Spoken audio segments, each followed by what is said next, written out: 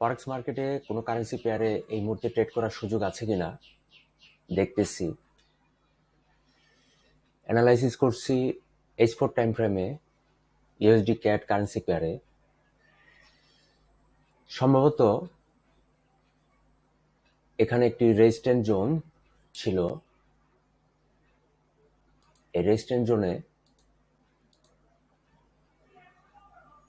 Price আসার পর ট্রেডাররা এখান থেকে প্রচুর পরিমাণ সেল এন্ট্রি করেছিল। ফলে গতকালকে দিন শেষে একটি বেয়ারিশ মুভমেন্ট তৈরি হয়েছিল এবং আজকে এই মুহূর্তে প্রাইস এই অবস্থায় চলে এসেছে। এখানে একটি সাপোর্ট জোন দেখা যাচ্ছে। এই যে,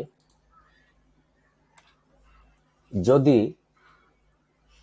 পরবর্তী ক্যান্ডেলটি এই সাপোর্ট জোনটিকে একটি বেয়ারিশ ফুল বডি ক্যান্ডেল দিয়ে ব্রেকডাউন না করতে পারে, বরং এই সাপোর্ট জোনটির উপরই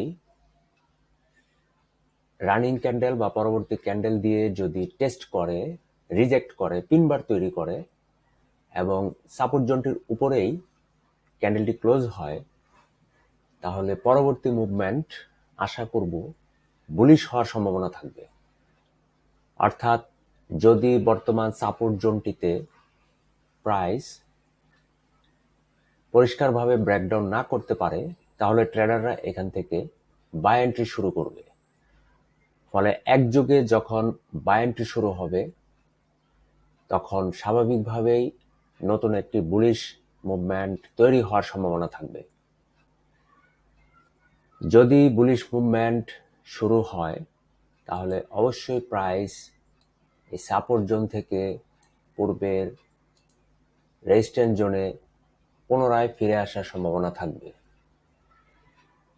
এটি হচ্ছে আমার পার্সোনাল অ্যানালাইসিস, আমার ট্রেডিং স্ট্র্যাটেজি সেটাই বলছে। আর আপনাদের ট্রেডিং স্ট্র্যাটেজি অবশ্যই মিলিয়ে যাচাই বাছাই করে দেখবেন আমার স্ট্র্যাটেজির সাথে আপনাদের স্ট্র্যাটেজি মিলছে কিনা। যদি স্ট্র্যাটেজি মিলে যায়, তাহলে অবশ্যই ট্রেড করবেন এবং আশা করব প্রফিটেবল ট্রেড হবে। আমরা এখানে কেউই লস করতে আসি নাই, সবাই এখানে ট্রেড করে কিছু প্রফিট করতে চেষ্টা করি, কিন্তু অধিকাংশ সময়ই আমাদের অ্যানালাইসিস ভুল হয়, ফলে প্রায়ই আমরা লস করি। কারণ ফরেক্স মার্কেট খুবই ঝুঁকিপূর্ণ এবং খুবই জটিল, কঠিন মনে হয়, কারণ সঠিকভাবে আমরা অ্যানালাইসিস করতে পারি না। আমাদের প্রায়ই অ্যানালাইসিস ভুল হয়, ফলে আমরা অধিকাংশরাই লস করতে করতে মার্কেট থেকে বের হয়ে যাই। তাই যদি আমরা একে অন্যের অ্যানালাইসিসগুলো দেখে নিজের অ্যানালাইসিসের ভুল ত্রুটিগুলো সংশোধন করে নিতে পারি, খুবই ভালো কথা। আমি আমার অ্যানালাইসিস এখানে আপনাদের সামনে শেয়ার করলাম। আপনারা আপনাদের অ্যানালাইসিস যাচাই বাছাই করে মিলিয়ে দেখুন আমার সাথে যাচ্ছে কিনা। ভালো থাকবেন, ধন্যবাদ।